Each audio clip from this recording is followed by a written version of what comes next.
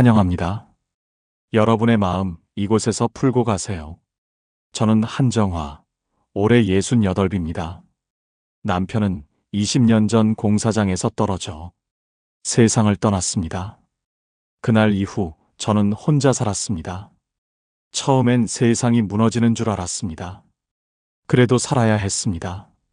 남편이 남긴 건 오래된 가게 하나뿐이었거든요. 그때부터 반찬을 만들어 팔기 시작했습니다. 가게 이름은 정화의 집반찬이었습니다. 이름처럼 소박했죠. 처음엔 아무도 제 가게를 찾지 않았습니다.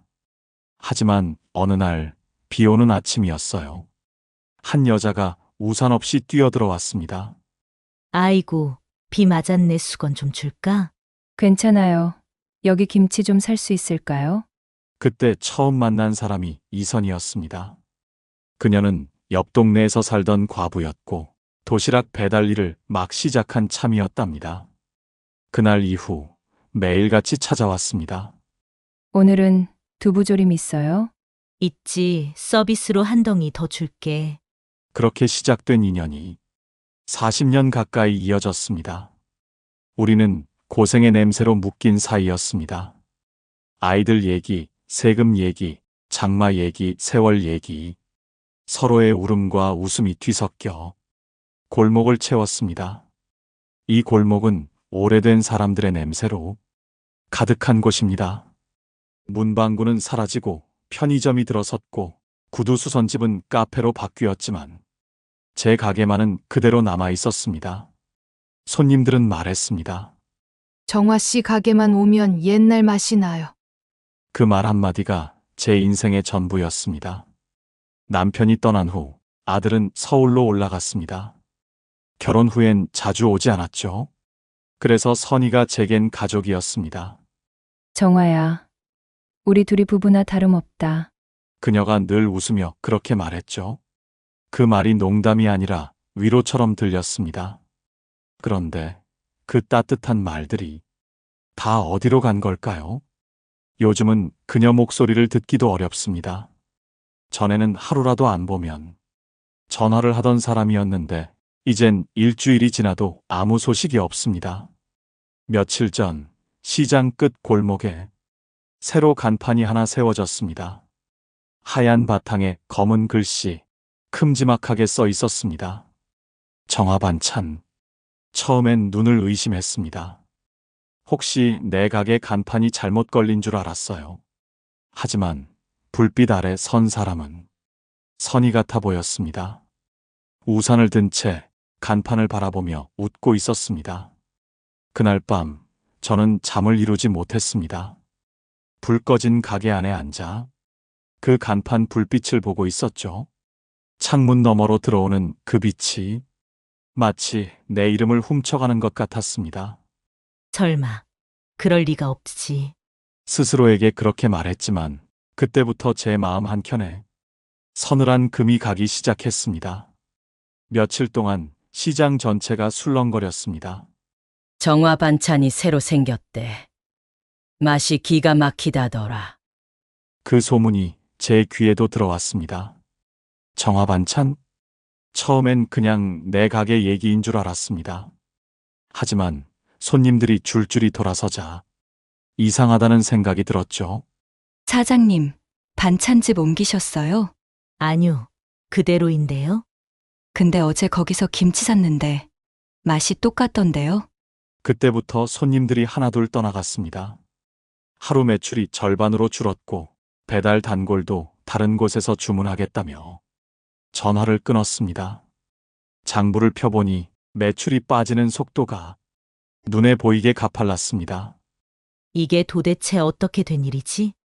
새벽에 시장을 돌다 보니 골목 끝에서 간판 불빛이 번쩍거렸습니다. 그곳엔 제 가게와 똑같은 간판이 달려 있었죠. 정화 반찬. 내 이름, 내 글씨체, 내 색깔. 바로 그 역, 창문 안쪽에서 보이는 사람의 뒷모습. 흰 두건, 검은 앞치마, 익숙한 동작. 그건 정말로 선이었습니다. 잠시 숨이 막혔습니다. 발걸음이 굳은 채 멀리서 그 모습을 지켜봤습니다.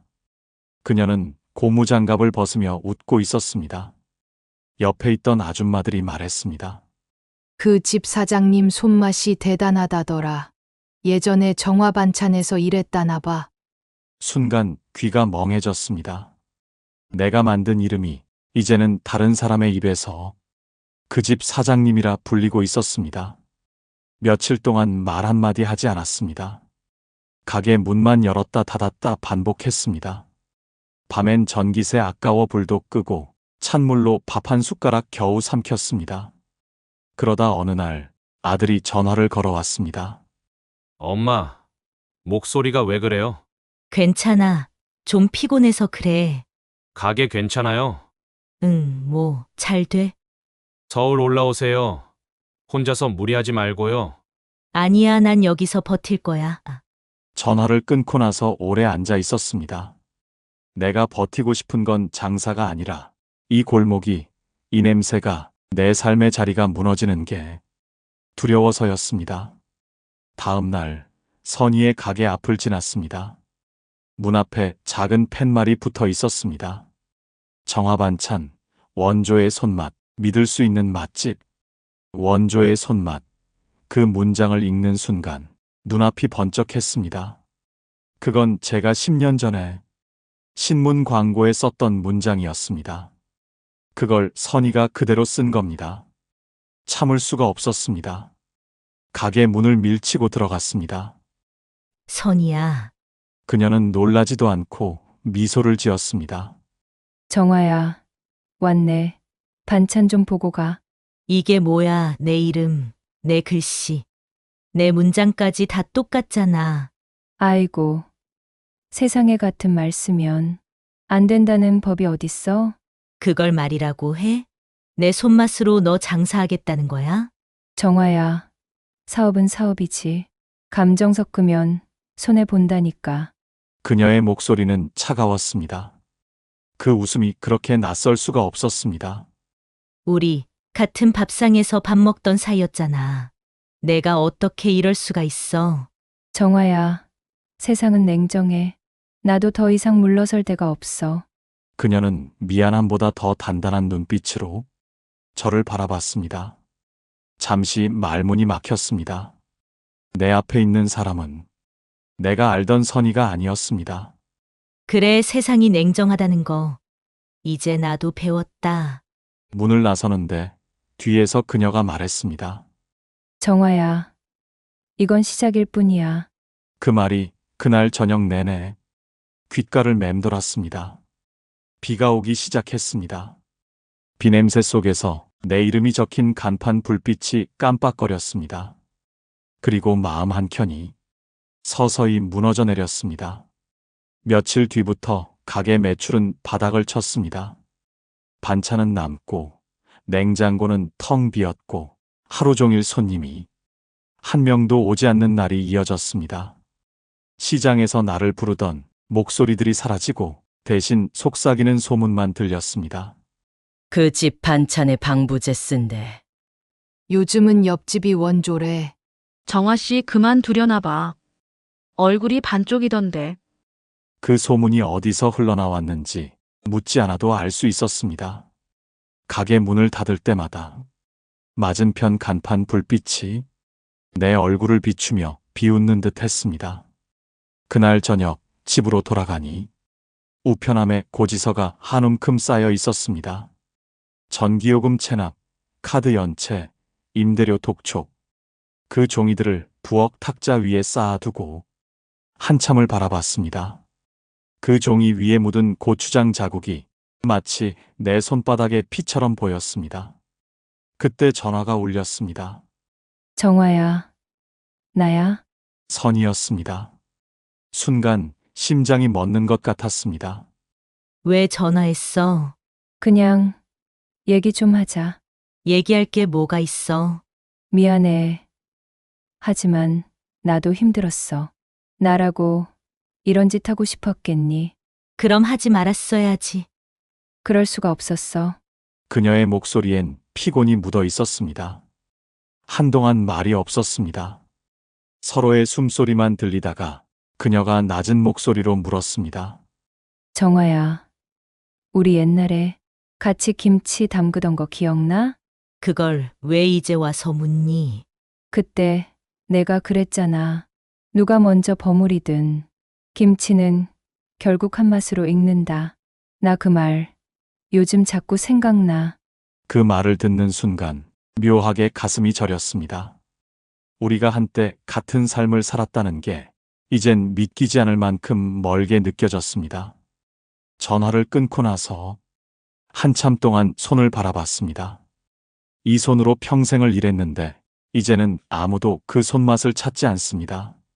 세상은 정말 냉정했습니다.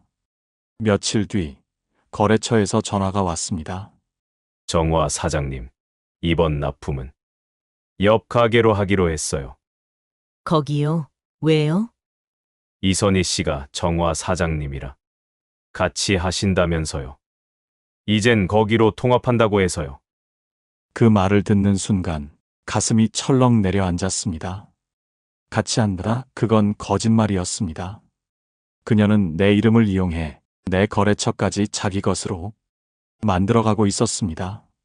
그날 밤 냉장고 속에 남은 반찬들을 꺼내 쓰레기 봉투에 넣었습니다.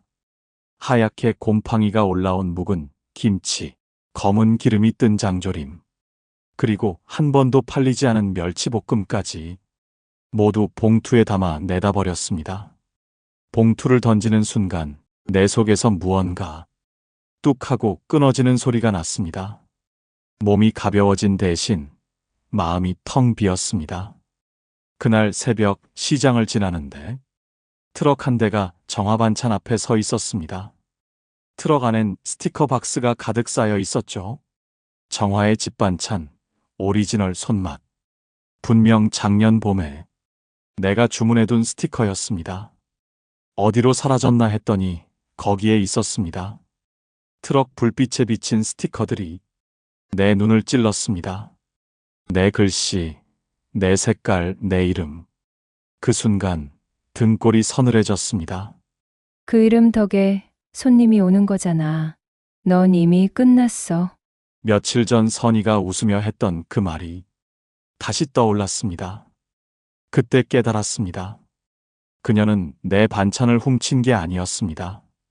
그녀는 내 인생을 통째로 베껴가고 있었던 겁니다. 새벽 공기가 매캐했습니다.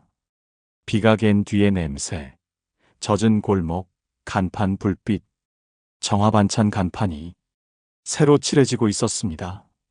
금빛으로 내가 한 번도 써보지 못한 사치스러운 색깔로 나는 문을 열고 나왔습니다. 선이야. 그녀가 놀라지도 않고 사다리 위에서 내려다봤습니다. 왜? 정화야, 또 뭐가 문제야? 그 간판 내 거야. 아, 또 그 소리?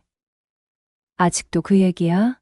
아직도라니 내 이름이고 내 손맛이야. 그게 그렇게 대단한 거야? 반찬이 뭐라고 인생을 그걸로 정의하니? 그녀의 말이 가슴을 후볐습니다. 그 반찬으로 평생 먹여 살렸어.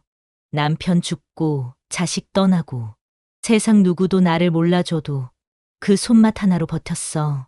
그런데 내가 그걸 훔쳤잖아. 훔친 게 아니라 배운 거야.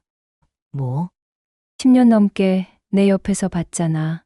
하루 종일 널 보면서 생각했어. 저 맛이 왜 내게는 없을까? 이젠 알겠더라. 그 맛의 비밀은 기술이 아니라 착한 척이야. 뭐라고? 너 착한 척하면서 사람들 죄책감 자극했잖아. 불쌍한 과부가 만든 반찬이라고 동정심으로 장사한 거야. 그 말에 손이 떨렸습니다. 그게 내 입에서 나올 말이야? 그래 왜? 듣기 싫어? 나는 불쌍하지도 않았고 착하지도 않았어. 그냥 살고 싶었어. 내 이름이면 다 해결될 줄 알았어. 사람들은 내 이름만 믿으니까. 그래서 내 이름을 훔쳤다고? 그래. 훔쳤어.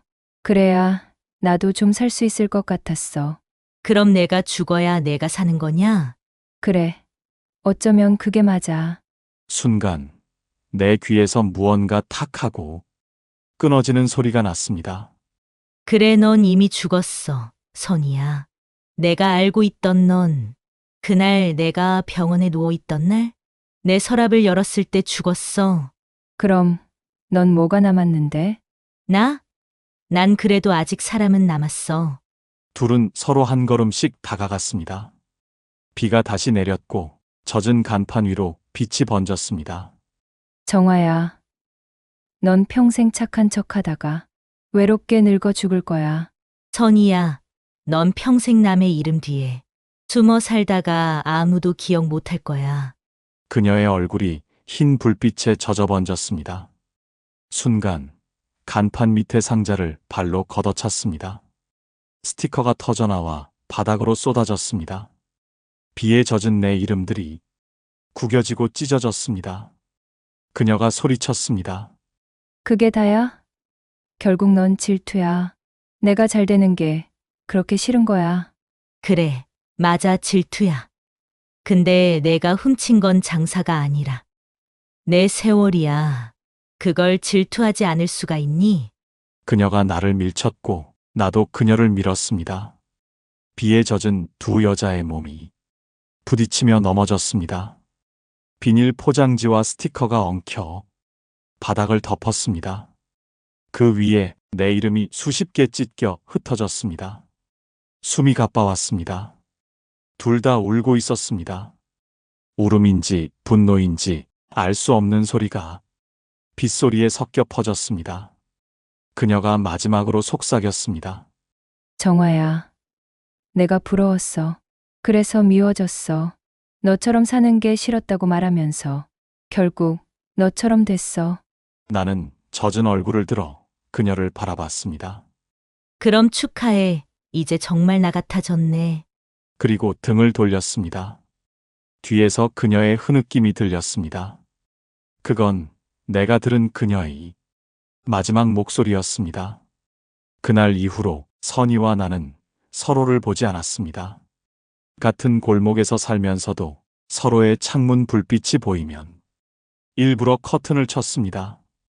아침마다 시장길을 오가며 스쳤지만 둘 다 모르는 척 고개를 돌렸습니다. 이웃들은 수군거렸습니다. 둘이 싸웠대. 같이 장사하던 사이 아니었어? 돈 문제라더라. 여자들이 그렇게 오래 붙어 있으면 결국 터지지. 그 말들이 날카롭게 들렸지만 이제는 반박할 기운도 없었습니다. 가게 매출은 바닥이었고 하루 종일 한 명도 들르지 않는 날이 이어졌습니다. 냉장고는 텅 비었고 장독에는 곰팡이가 폈습니다. 그러던 어느 날 시장 입구 쪽에서 웅성거림이 들렸습니다. 사람 쓰러졌대. 누군가 달려오며 말했습니다. 이선희 아줌마, 시장 한복판에서 쓰러졌대. 순간 심장이 내려앉았습니다. 몸이 먼저 움직였습니다. 발걸음이 제 의지와 상관없이 시장 쪽으로 향했습니다. 시장 바닥엔 장대비가 쏟아지고 있었고 그 한가운데 선희가 쓰러져 있었습니다. 손엔 아직 김밥 싸던 비닐장갑이 끼워져 있었고 앞치마엔 간장 국물이 말라붙어 있었습니다. 눈을 감은 얼굴엔 그날 새벽의 싸움이 아직 남아있는 듯 했습니다. 119 불렀어요. 누군가 외쳤습니다. 나는 가까이 다가가려다 멈췄습니다. 손끝이 떨렸습니다. 한 걸음만 더 가면 내 분노가 무너질 것 같았습니다. 그녀는 들것에 실려갔고 그 자리에 떨어진 비닐봉투 속 반찬통이 하나 깨졌습니다.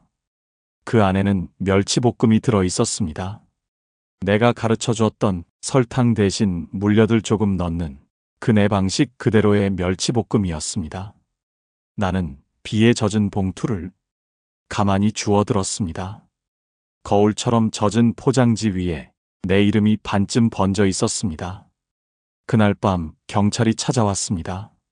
한정화 씨 맞으시죠? 네, 이선희 씨, 가족분 연락이 안 돼서요. 병원 측에서 보호자 대신 연락드렸습니다. 보호자요? 전 친구예요. 가장 가까운 분이시라고 하더군요. 그 말에 심장이 쿵 내려앉았습니다. 가장 가까운 사람. 그 말이 그렇게 잔인하게 들릴 줄 몰랐습니다. 병원 복도는 조용했습니다. 하얀 불빛 아래 선희는 눈을 감고 누워 있었습니다. 얼굴이 새하얗게 질려 있었지만 이상하게 편안해 보였습니다. 건네받은 낡은 휴대폰 화면에는 문자 하나가 떠 있었습니다. 정화야, 미안해. 나도 그날 너무 말이 심했어. 근데 나 진짜 무서웠어. 아무도 내 이름 불러주지 않아서. 눈앞이 흐려졌습니다. 나는 천천히 손을 뻗어 그녀의 손을 잡았습니다. 그 손이 얼음처럼 차가웠습니다. 너 나한테 참 못했어. 근데 이제 그만하자. 나도 미워하기 지쳤어. 그녀의 손을 꼭 쥐었습니다. 그 순간 왠지 모르게 마음이 편안해졌습니다. 마치 오래 잠 못 들던 누군가를 이제야 재워주는 기분이었습니다. 장례식은 작았습니다. 병원 지하의 작은 빈소, 향냄새가 벽에 스며 있었고 그 앞에 선 사람은 저 혼자였습니다. 사진 속 선희는 언제 찍은 건지 모르겠지만 입꼬리가 살짝 올라간 채 웃고 있었습니다. 그 웃음이 이상하게 따뜻해서 괜히 울음이 터질 뻔했습니다. 선희야, 이럴 거면 그날 나 좀 덜 미워하지 그랬니? 작게 중얼거렸습니다. 대답은 없었지만 향 연기가 천천히 올라가더니 마치 고개를 끄덕이는 것 같았습니다. 빈소 한쪽엔 종이 상자 하나가 놓여 있었습니다. 이선희 유품이라 적혀 있었죠. 안에는 앞치마 하나, 수첩 하나, 그리고 반쯤 찢긴 종이 몇 장이 들어 있었습니다. 그 종이는 낡은 레시피 노트였습니다. 페이지마다 기름때가 묻어 있었고 맨 마지막 장엔 삐뚤빼뚤한 글씨로 이렇게 적혀 있었습니다. 멸치볶음.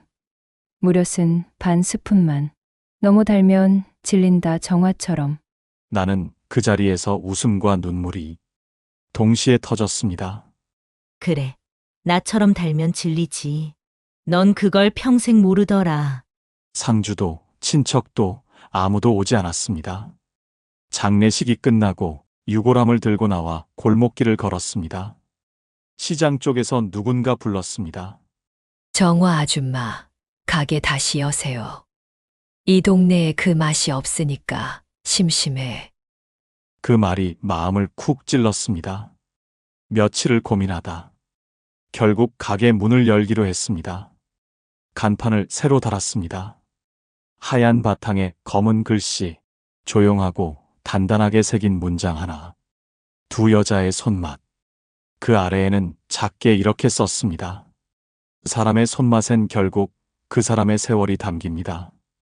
그날 처음 문을 열자 햇살이 유리문을 통과해 반찬통 위에 부드럽게 떨어졌습니다. 멸치볶음, 시금치 무침, 김치전. 선희가 좋아하던 그 메뉴들이었습니다. 첫 손님이 들어와 웃으며 말했습니다. 예전보다 맛이 더 깊어졌네요. 그래요? 네, 뭐랄까, 두 사람이 만든 맛 같아요. 그 말을 듣고 순간 아무 대답도 못했습니다. 그저 미소만 지었습니다. 손끝으로 반찬통을 닦으며 조용히 속삭였습니다. 선희야, 내가 만든 맛이 아직 남아있네. 문을 닫고 나오는 길, 저녁 햇살이 골목을 붉게 물들였습니다. 붉은 빛 속에서 두 여자의 손맛 간판이 반짝거렸습니다. 그 빛이 마치 오래된 친구의 미소 같았습니다. 나는 조용히 속으로 말했다. 미움은 사라져도 함께했던 맛은 남는구나. 그리고 그날 밤 불 꺼진 가게 안에서 일기장에 한 줄을 썼습니다. 사람의 인생도 반찬처럼 익는다. 너무 서두르면 써지고 오래 두면 깊어진다. 그리고 용서는 그 깊이 속에서 스스로 피어난다. 오늘 영상을 보며 여러분은 어떤 생각이 드셨나요? 여러분의 경험과 생각을 댓글로 나눠주세요. 여러분의 이야기가 누군가에게 큰 위로와 깨달음이 될 것입니다. 오늘도 끝까지 시청해주신 여러분께 깊은 감사를 드립니다. 오늘 영상이 도움이 되셨다면 소중한 분들께 공유해 주시고 구독과 좋아요로 저를 응원해 주세요. 여러분과의 소중한 연결이 저에게 큰 힘이 됩니다. 오늘도 행복한 하루 되세요. 이상으로 마음 풀고 가세요 였습니다.